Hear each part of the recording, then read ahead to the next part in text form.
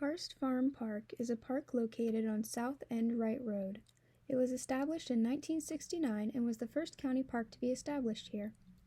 The entire park stretches across 120 acres of land, holding many different areas such as playgrounds, picnic tables, sports fields, and a splash pad.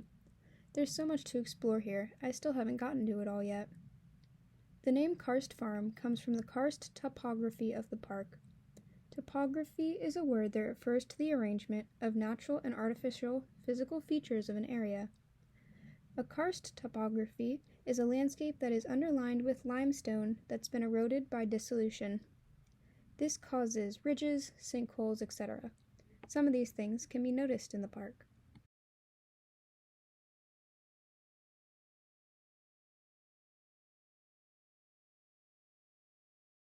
As you enter through the front entrance, one of the various soccer fields is on your immediate right.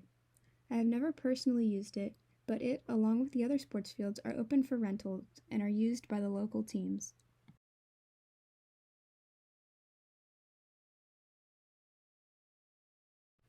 Near the main entrance, there's a side road that leads to a newer playground that was just built this year. The first time I came here, my sister showed me all the fake animals you can see hidden throughout the playground. There are many of them, from squirrels to spiders. There are also many trees in this section of the park, so you can often hear the birds.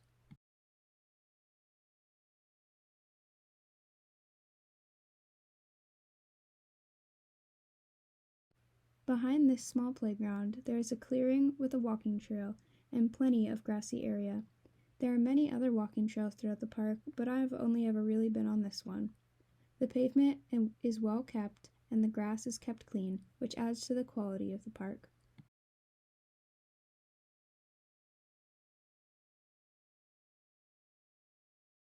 As you continue down the main road of the park, you pass buildings with restrooms, plenty of parking, and more soccer fields. There are 6 fields in total. I have walked down and driven along this road many times, and there's always that feeling of excitement to spend time outside. I've always liked nature, and the park is a great way to enjoy it and just relax.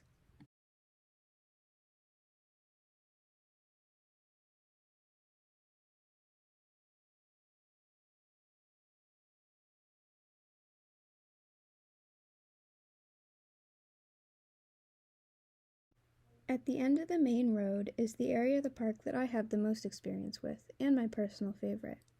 It holds the splash pad, the main playground, and the dog park.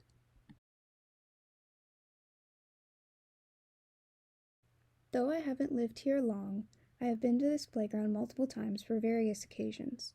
When I was younger, my sister and I would use the splash pad with her friends, running through the water while our parents sat in the shade to combat the heat.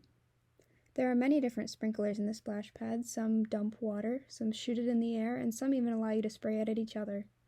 The splash pad is closed right now for winter, but it'll open again in May. Next to the splash pad is the main playground of the park. This is where I have spent most of my time here. The playground houses many fun things, such as various rock walls, slides, and multiple platforms and levels. I remember my sister learning to use a scooter for the first time here. The playground is full of the sounds of children's laughter, the feeling of calloused hands from too much climbing and swinging, and the taste of cool water as we realize how thirsty we are. In the park are multiple pavilions, used for birthday parties and other get-togethers.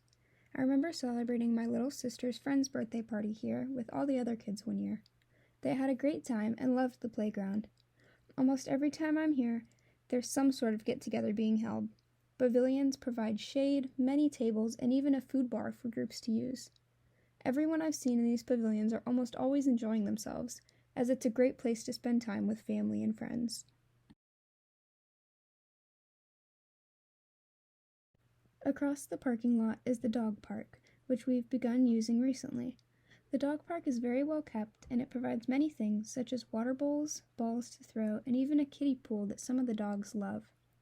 It's filled with the sound of dog barks and paws hitting the ground.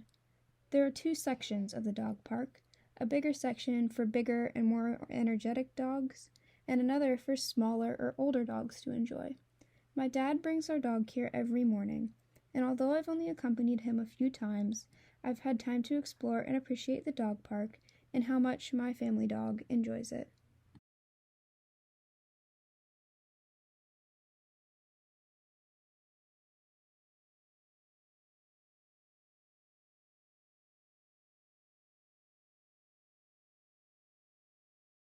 A sense of place is something that I have had trouble pinpointing throughout my lifetime.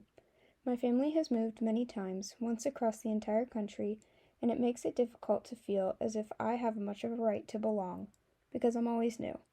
It is difficult to recognize Bloomington as my home when I feel like I've barely been here at all.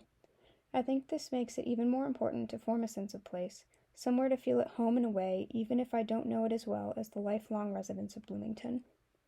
I'm still in the process of exploring Karst Farm Park. I know that there are many places I have not yet been, but I've started forming a sense of belonging here, and for someone who has spent such little time in so many places, that's important.